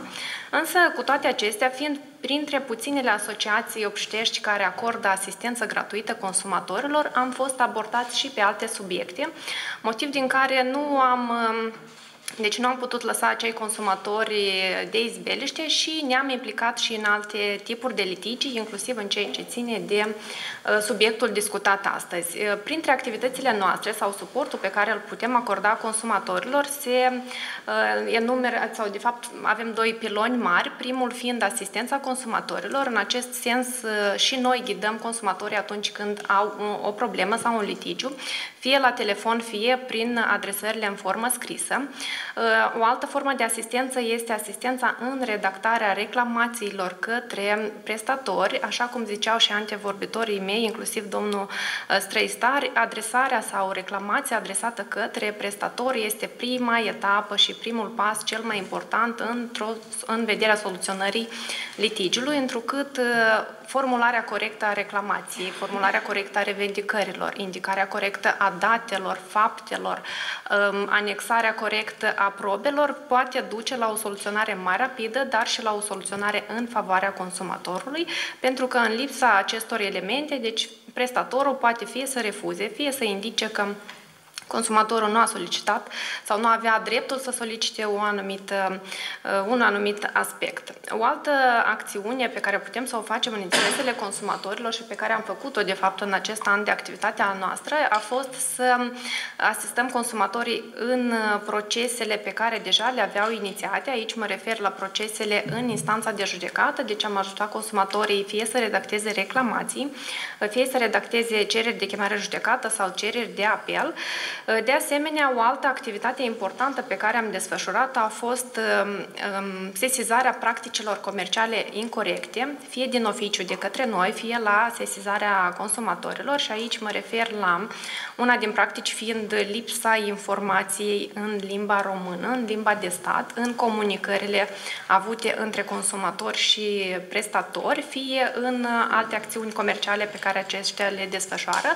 Și o altă practică comercială sesizată și soluționată amiabil cu succes a fost de către un operator economic, a fost modificat prețul contractului la un număr foarte mare de consumatori și după intervenția Centrului European al Consumatorului din Republica Moldova, circa 37.000 de consumatori au beneficiat de un termen extins de rezoluțiune a contractului, întrucât acea notificare de modificare a prețului sau conform legii este prevăzut și dreptul consumatorului de a renunța la contract dacă nu este de acord cu această nouă modificare, dar și a dus la încasarea a unei sume de peste 1.800.000 de lei din contul consumatorilor, dat fiind faptul că, iată, au beneficiat de acest termen de rezoluțiune și nu li s-a încălcat dreptul prin acea practică comercială incorectă admisă de către comerciant. Acestea fiind spuse sau însumând aceste acțiuni, deci reiterez rolul nostru de a soluționa pe calea amiabilă acele litigii iscate între consumatori și prestatori pentru a nu ajunge, deci în primul rând pentru o soluționare mai rapidă și un efort mai puțin din partea consumatorului, dar și prestatorului, eforturi atât de timp cât și financiare în ceea ce privește reprezentarea și alte acțiuni. De asemenea, despovărarea autorităților cu funcții de protecție a consumatorului, deci dacă litigiul este soluționat pe calea amiabilă, atunci și autoritățile depun mai puțin efort și nu intervin în acel caz, dar și lipsa sancțiunilor în privința operatorilor, prestatorilor, întrucât litigiul fiind soluționat nu mai ajunge și deci prestatorul nu mai primește o sancțiune în plus pentru acea încălcare, dacă în cazul în care a admis o încălcare în privința consumatorilor. Un alt pilon important pe care îl desfășoară Centrul European al Consumatorului reprezintă informarea consumatorilor. În acest sens, noi fie desfășurăm acțiuni directe, fie prin intermediul produselor media pe care le elaborăm, deci informăm consumatorul, așa cum discutam în pauză cu domnul Străistar,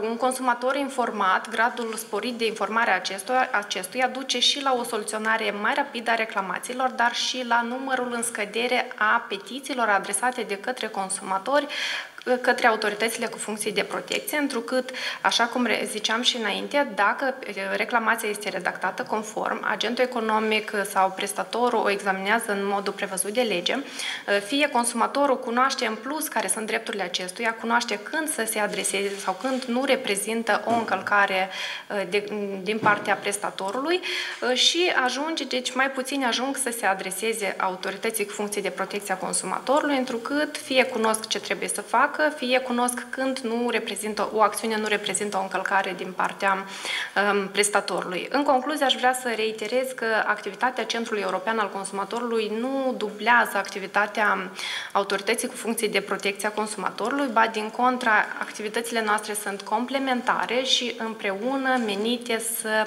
consolideze acea încredere între profesionist și consumator, prestator și consumator și în esență sau în concluzie să consolideze încrederea consumatorului în mecanismul de protecție a acestora în Republica Moldova. Vă mulțumesc! Mersi mult, Mihaela. Colegi, acum deschidem probabil cea mai interesantă rundă a acestui panel de întrebări și răspunsuri. Și vă rog frumos să interveniți cu întrebări, dar până o faceți, vreau să mă asigur că noi am înțeles bine ce a spus domnul Leu, eventual vis-a-vis de balanța energetică, că de fapt există un punct de branșament la care se măsoară cantitatea de căldură pe care o consumă anumit bloc, iar ulterior se include metodologia în conformitate cu anexa 3 la hotărârea de guvern 281 din 2024, prin care se stabilește care apartament și cât va achita în conformitate cu mai mulți factori. Are sau nu pereți exterior, este sau nu încălzit, are sau nu un plafon deasupra care duce la mansardă, neîncălzit, planșeu care duce la subsol, încălzit, neîncălzit și așa mai departe.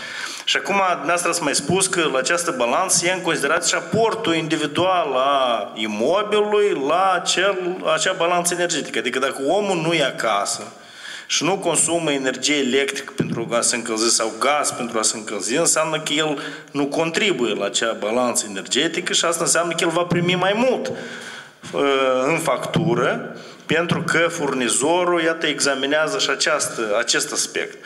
Și, în ultimă instanță, ce ar mai trebui să înțeleagă consumatorii, că dacă gestionarul sau administratorul blocului nu a venit la el, timp de un an de zile, într-o anumită inspecție, ca să vadă dacă nu cumva și-au instalat sau nu secții suplimentare la calorifere sau eventual n-a intervenit la rețea sau dacă nu a făcut lojii suplimentare sau nu s-a extins, înseamnă că de fapt acel administrator nu și-a exercitat bine mandatul. Și ar trebui proprietarii de locuințe în condominiu să solicite, de fapt, administratorului să facă această inventariere ca să se asigure că acel volum de căldură care e facturat conform contorului este ulterior distribuit echitabil. Noi corect am înțeles status quo. Practic, da. Cei ce țin de pereții exterior vreau să menționez că se ia în calcul doar dacă sunt izolați, da? În rest, dacă sunt în aceleași condiții, nu contează unde este amplasat apartamentul. Cei ce țin de apartamentele care au încălzire autonomă sau mai bine zis sunt debranșate de la sistemul centralizat și în anumite perioade nu consumă fie gaze naturale, fie energie electrică, fie alte surse, nu știu, regenerabile, dar înregistrate oficial. Cum am spus și la început, trebuie să înțelegem. Locuim sau acesta este un bloc în condominiu, da? Și neîncălzirea unui apartament afectează direct vecinii care sunt megieși cu deținătorul acesta de apartament. Cei ce ține de corespunderea datelor, evident, și am spus și la început că dacă nu a fost efectuată inspecția sau nu a fost reflectată situația corespunzător celei reale, desigur că aceștia influențează asupra corectitudinii repartizării energiei termice în interiorul blocului. Vreau să vă spun că de regulă ce ține de anexă, acesta este un lucru vizibil și se cunoaște. Altceva când se fac intervenții în interior, fiindcă fără a avea acces în apartament, nu putem să vedem ce schimbări acolo au fost efectuate. Cum am spus, vecinii de regulă cunosc foarte bine, se informează și mărimea facturilor de la vecini și de regulă semnalizează aceste lucruri. Și încă un lucru foarte important, rugăm consumatorii să analizeze care a fost perioada de facturare, fiindcă în factură este indicată când a fost, de la ce dată până la ce dată, fiindcă dumneavoastră cunoașteți, nu tot timpul citirea are loc de pe 30 până pe 31 la sfârșitul lunii. Dar, în general, aveți dreptate. Trebuie să facem o inventariere, să prezentăm, gestionarul să prezinte fișa tehnică, furnizorii să prezinte datele și să fie efectuată o repartizare cât mai corectă. Deci asta înseamnă că de factură, de mărimea facturii depinde și onestitatea cu care gestionarul și-a îndeplinit misiunea. Cu siguranță, da. Bun, aveam întrebări? Avem o întrebare la cineva care ne urmărește online, observatorul de Nord, Vadim Șterbate. De ce la un oraș ca Soroca tarifele la apă sunt la fel de mari sau mai mari ca în orașele aflate mai departe de Nistru? Cât de mult contează distanța de la sursa de apă pentru tarif?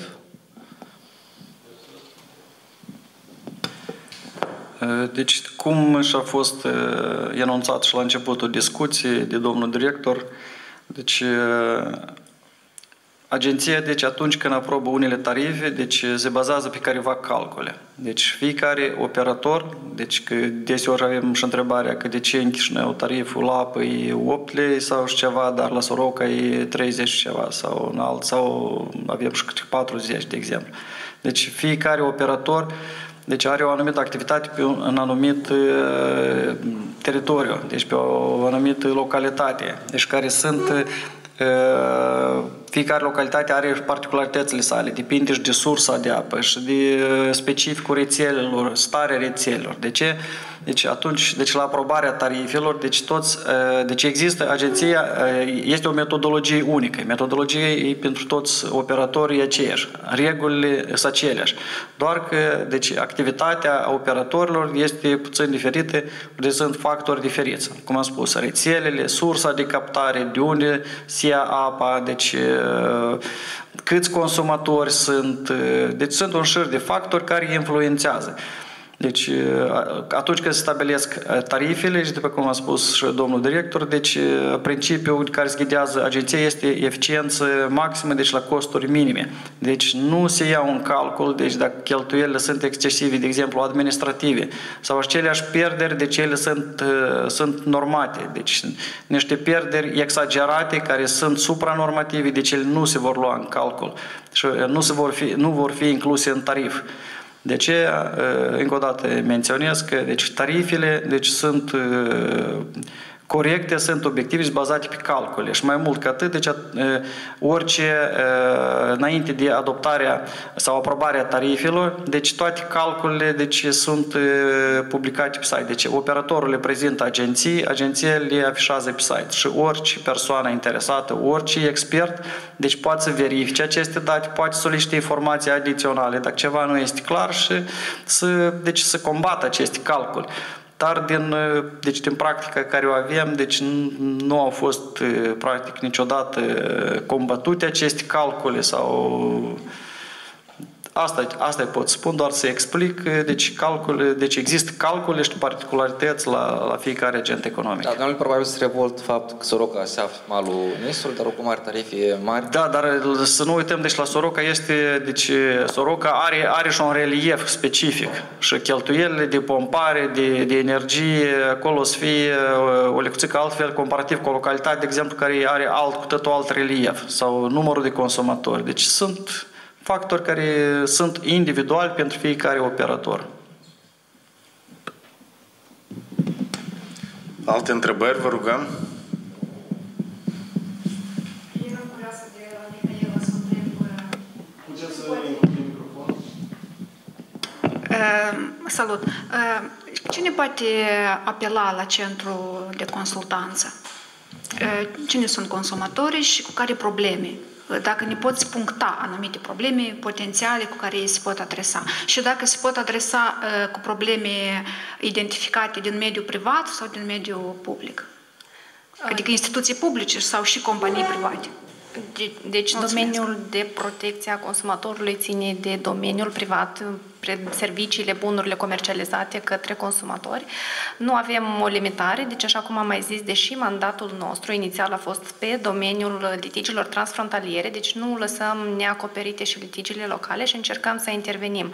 Cele mai multe apeluri sau sesizări se fac evident atunci când încă consumatorul nu cunoaște metoda de adresare. Practic, majoritatea litigiilor, conform legislației în Republica Moldova, trebuie să aibă acea reclamație adresată mai întâi prestatorului, comerciantului. Din acest considerent, așa cum ziceam și anterior, este important ca acesta să cunoască pașii.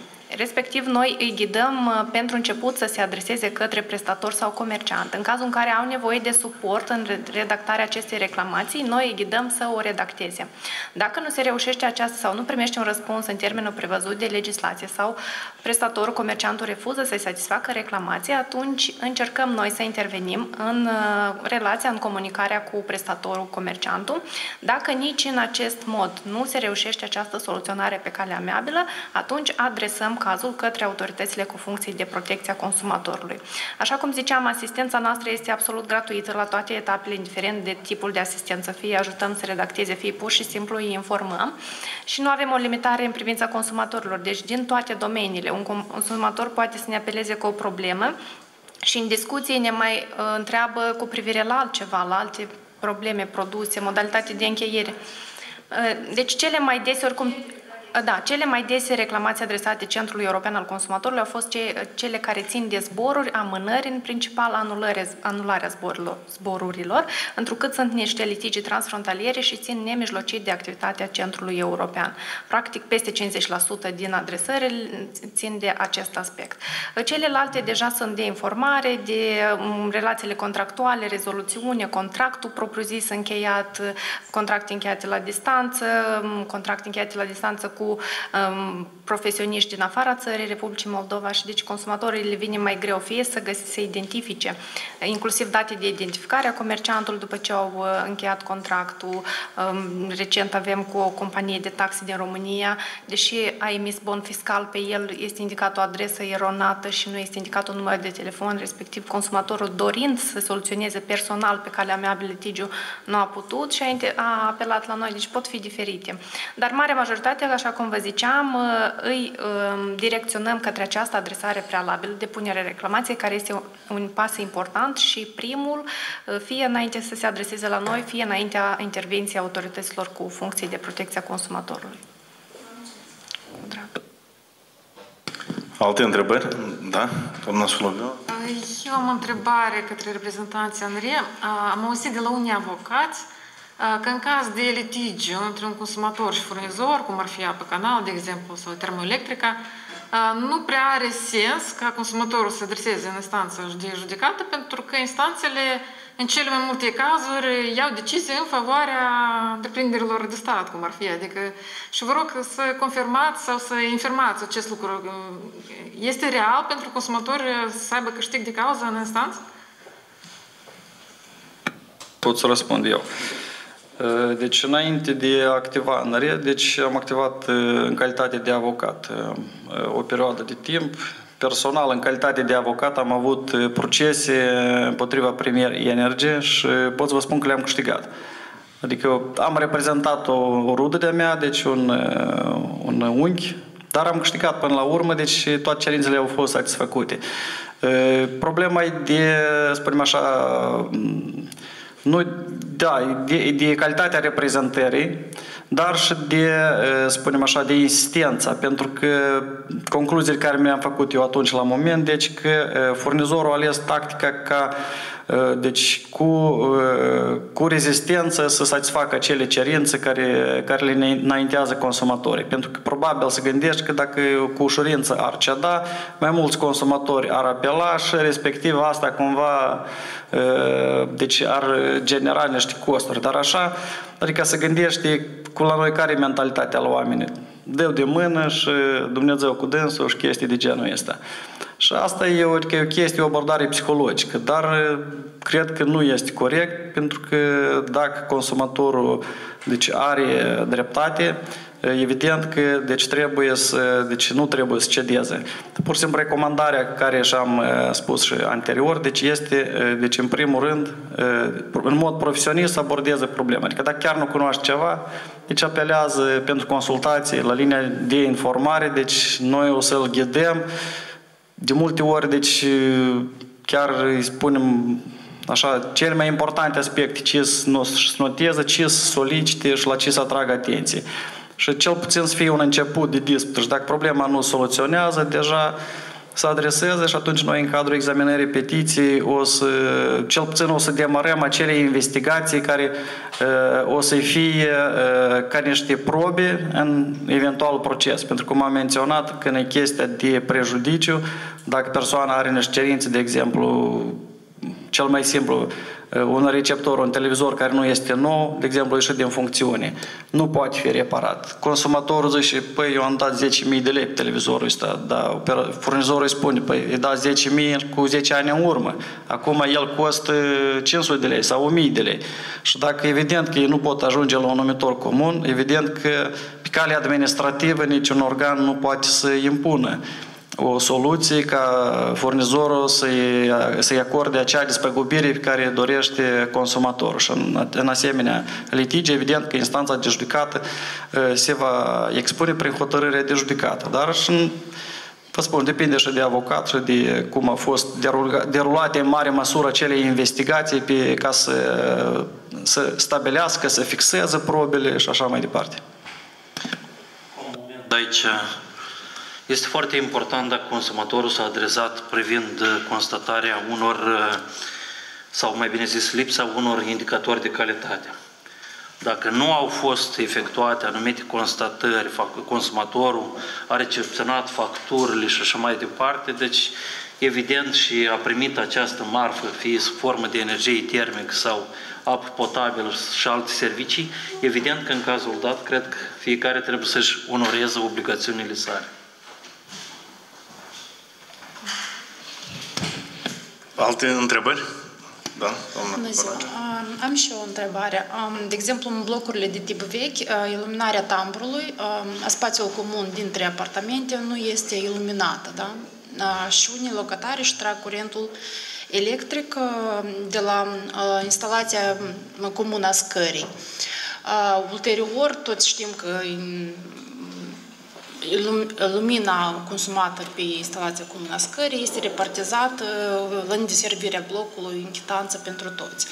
În cazul în care cineva și-a tras lumina în tambur, atunci poate să o țină și toată ziua aprinsă. Da? Cum este de procedat în astfel de situații? Mersi. Deci dumneavoastră ați spus că în primul rând și-o tras de la el. Adică respectiv. Deci, sunt locatari care își trag de la ei din apartament, da? Și cumva își asumă că stingă lumina la timp. Alții își trag de la centru comun, da? Lumina comună de pe scară. Deci, în general, rețelele de iluminat și rețelele electrice, în general, a unui bloc, deci dacă să le împărțim în jumătate. Deci rețelele unde sunt instalate contoarele propriu-zis, deci acele panouri, deci acele rețele sunt în deservirea și gestiunea operatorului sistemului de distribuție. Adică dacă vorbim de zona centru, Premier Energy Distribution. Respectiv aceste panouri, contoare, întreținerea lor, ordinea în aceste panouri este strict pe seama operatorului și acolo nimeni nu trebuie să intervină. Doar consumatorul trebuie să aibă posibilitatea ca să vizualizeze datele de pe contor și acces la automatele cele ca să-și deconecteze în caz de necesitate energie electrică. În rest, alte persoane acolo în principiu nu trebuie să aibă acces. Iar operatorul, cum am spus, el e obligat să întrețină aceste rețele din contul lui, pentru că acestea se includ în tarif. Ce ține de rețelele de iluminat, deci rețelele de iluminat, deci ele sunt în gestiunea administratorului blocului. Dar și încă o particularitate care vreau să menționez, că și rețelele acelea unde se instalează contoarele și rețelele de iluminat, deci ele când s-a construit blocul, deci ele sunt executate conform unui proiect. Și în principiu nu se admite nicio intervenție ulterioară, modificări, conexiuni și așa mai departe. Deci este, în primul rând, contrar normativelor. Nu se permite așa ceva. Pentru că asta este și, în primul rând, și securitatea și siguranța locatarilor și altor persoane care deci, pot întâmpla incidente, incendii inclusiv. Bună oară, incendiul care a fost la blocul de la Durlești, deci una din cauze care este posibil, deci un scurt circuit.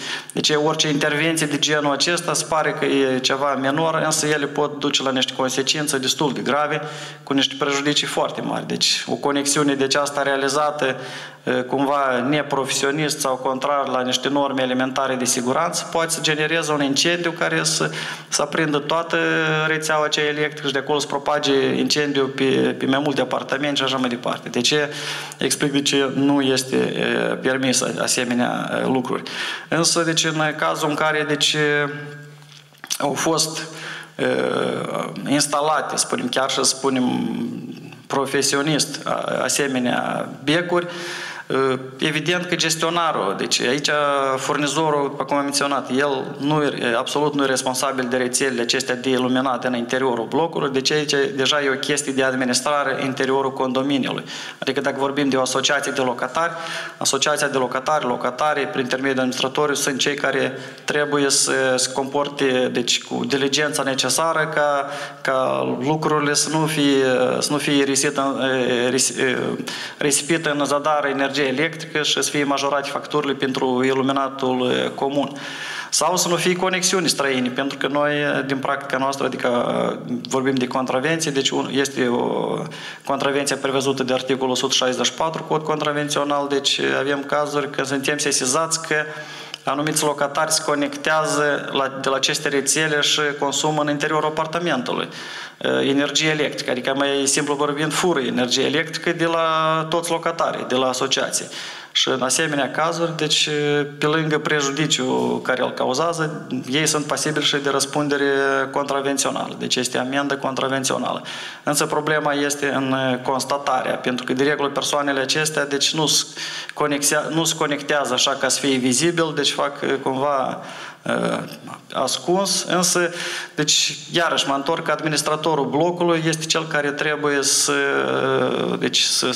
țină situația sub control, deci să monitorizeze care ar fi corpurile de iluminat, care ar fi consumul estimat și respectiv să bănuiască câte poate fi conexiuni străine și inclusiv să instaleze acele becuri care sunt acum cu senzor, care deci se aprind, se deconectează la mișcare. Deci este cel mai simplu lucru de instalat pentru a economisi energie electrică. Corect, ați spus, primul lucru trebuie sensibilizat gestionarul în caz în care nu sunt intervenții prompte din partea gestionarului. Următorul pas este adresare către distribuitorul de energie electrică și către ANRE, care are și funcția de supraveghere energetică. Și cum a spus colegul, trebuie să înțelegem că lucrurile acestea sunt cu risc major pentru sănătate și siguranța imobilului.